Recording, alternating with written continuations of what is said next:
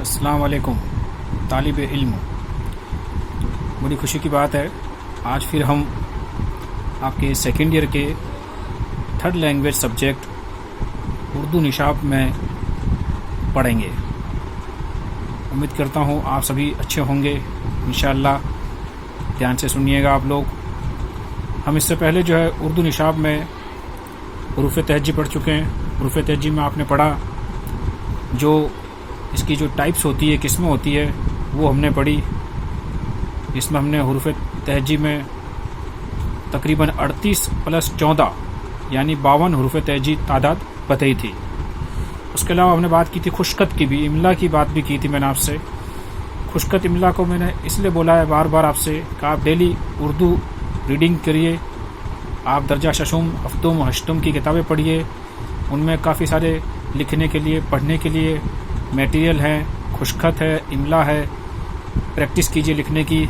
इसके अलावा हमने उर्दू कवायद के बारे में बात की थी, जो अक्सर आपके इम्तिहान में, फाइनल एग्ज़ाम्स में आपके सवाल आते हैं कवायद में से, जैसे इस्मु, शिफत, जमीर, फ़ैल, फ़ाइल वगैरह वगैरह। इनके हमने सबकी डेफिनेशन और कुछ टाइप्स वगैरह बात की थी इससे पहले। आज फिर हम थोड़ी सी कवायद के बारे में जानकारी लेंगे, अल्फाज के बारे में। ज़बान की महारतें भी हमने पढ़ी है। तो अल्फाज में हम आज एक टॉपिक ले रहे हैं, पहला मुतरादिफ अल्फाज।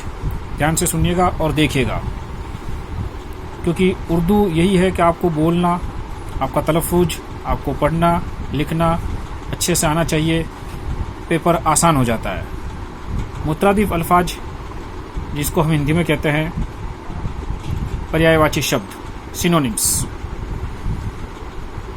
हम मानी अल्फाज होते हैं। ये कैसे अल्फाज होते हैं? ये हम मानी अल्फाज, यानी एक अल्फाज, एक वर्ड होता है, उसके जैसे और भी वर्ड होते हैं जिनका मीनिंग सभी का एक ही होता है। जैसे कि ध्यान से देखिए, अमीर, बहुत सारे अल्फाज हैं। अमीर जिसको हम मालदार भी कहते हैं, दौलतमंद भी कहते हैं।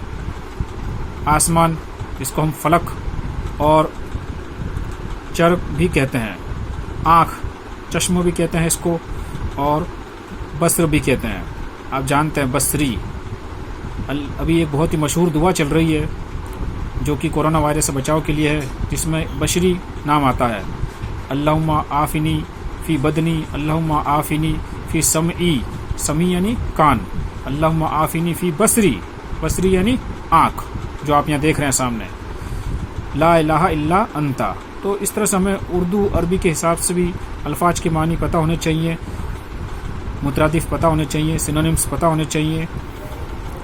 इसके अलावा आप देखिए बीमारी, बीमारी को हम मर्ज भी कहते हैं, अलालत भी कहते हैं, रोग भी कहते हैं। तलवार, सैफ भी बोलते हैं इसको, इसका मुतरादिफ है। तैग भी है और शमशीर भी है। जंगल, जिसको हम दश्त भी कहते हैं और बयाबान भी बोलते हैं। इसी तरह से चांद, चांद, कमर, महताब। आप जानते कई लोगों के नाम होते हैं, कमरुद्दीन, महताब, चांद, यानी कि चांद, ये इनका सिनोनिम्स है। इसी तरह से सूरज, कमर है जिस तरह से इसका होगा शम्स। चांद का सूरज, कमर का शम्स, और महताब का आफताब। ये सभी नाम आम तौर से इस्तेमाल किए जाते हैं। महर, महर यानी भी सूरज होता है, सूरज का ये मुतरादिफ है। इसी तरह से एक और देखिए आप, कैद, कैद को हम जंदान, कफस और बंद भी कहते हैं। जेल के रूप में होता है इसका इस्तेमाल, जो है बंद होता है, कोई बंधन में होता है, उसे हम कैद भी कहते हैं। कफश, ठीक है, इस वर्ड को आप याद रखिए, क्योंकि कई बार इम्तिहान में ये पूछ ले जाते हैं कि इनके मुतरादिफ लिखिए। तो हमें बहुत सारे मुतरादिफ अल्फाज हैं जो हमें पता होने चाहिए। यहाँ मैंने कुछ लिखे हैं जो इम्तिहान के नज़रिए से बहुत ही इम्पोर्टेंट हैं। एक अल्फाज हम और लेते हैं, मुतजाद अल्फाज। मुतजाद नाम से पता चल रहा है जद होना, यानी कि उल्टा होना।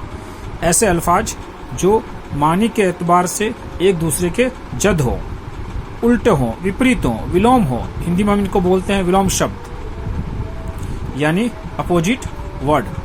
अल्फाज के एतबार से इस पर अक्सर इम्तिहान में सवाल बन जाया करते हैं। तो आप थोड़ी डेफिनेशन भी याद रखिए। ऐसे अल्फाज जो मानी के एतबार से एक दूसरे के जद हों, मुतजाद अल्फाज कहलाते हैं। अच्छे से याद कीजिए डेफिनेशन को। जैसे कुछ मिसालें हैं, ध्यान से देखिएगा, आप लोग सुनिएगा। नरमी क्या होगा विलोम इसका? मुतजाद क्या होगा? हाँ, सख्ती। शुरू खत्म। आलिम जाहिल। बुलंदी, बुलंदी का क्या होगा? बुलंदी का इसका जो है नीचे होना होता है। ठीक है। इसी तरह से एक दिया हुआ है आकिल। आकिल का क्या है? जाहिल। ठीक है, आकिल का क्या होगा? जाहिल। इसी तरह से एक देखिए आप इसमें गुल। गुल का क्या होगा? खार। गुल का क्या है? खार। गुल यानी होता है फूल, खार यानी कांटा। ठीक है। चुस्ती और सुस्ती, तो ये थोड़ा याद रखना आप। बुलंदी का यहाँ दिया हुआ है पस्ती, और शरीफ का रजील। ऐसे बहुत सारे विलोम हो सकते हैं। मुतजाद अल्फाज आपसे इम्तिहान में पूछे जा सकते हैं। और देखिए आप थोड़ा गौर फरमाइए। शरीफ का रजील, शरीफ का बदमाश भी होता है, रजील भी है। ठीक है। इसी तरह से गरूब का तुलू। गरूब यानी डूबना, तुलू यानी निकलना, जो अक्सर हम सूरज के जो है फजर और मगरिब के वक्त में इस्तेमाल करते हैं। इसी तरह से और देखिए आप तहरीर और तकरीर। तहरीर यानी आपको पता है, जैसा कि तहरीर यानी लिखना, निबंध से संबंधित जो कंपटीशन है, तहरीर बोलना। और तकरीर यानी बोलना, सिर्फ बोलना, लेक्चर से संबंधित है, भाषण से संबंधित है, रिलेटेड है, वो सब हम कहते हैं तहरीर और तकरीर, मुतजाद अल्फाज। इसी तरह से खुश्क और तर। खुश्क यानी सूखा, सूख गया। तर यानी गीला हो गया, तर। खास आम। सुस्त चुस्त, अभी हमने बात की थी इसकी। शब और रोज, ये अक्सर आपके इम्तिहान में डीएलएड सेकेंड ईयर में पूछा जाता है। शब और रोज। शब यानी रात, रोज यानी दिन। ठीक है। देखो ये अल्फाज हमें याद करने से एक फ़ायदा यहाँ पर ये भी है कि हमें इनकी मीनिंग भी पता चलती है, मीनिंग भी याद होनी चाहिए। जैसे उल्फत, उल्फत का मुतजाद क्या होगा? नफ़रत। उल्फत यानी मोहब्बत, नफ़रत यानी क्या होगा? इससे दुश्मनी होना। और इसी तरह से एक और है हमारे सामने झंझ, और इसका क्या है? राहत। क्या है? राहत। इस तरह से हम उर्दू के कुछ अल्फाज याद करते हैं। तो ध्यान से आप ये अल्फाज याद कीजिए। मुतजाद अल्फाज है, मुतरादिफ अल्फाज हैं, और भी हैं जैसे मुहावरे आपके इम्तिहान में आते हैं। इस तरह से हम और आगे भी इंशाल्लाह बात करेंगे। ये वीडियो आपको कैसा लगा आप ध्यान से सुनिए। इनके जैसे और भी मुतरादिफ और मुतजाद अल्फाज याद कीजिए। अस्सलाम वालेकुम।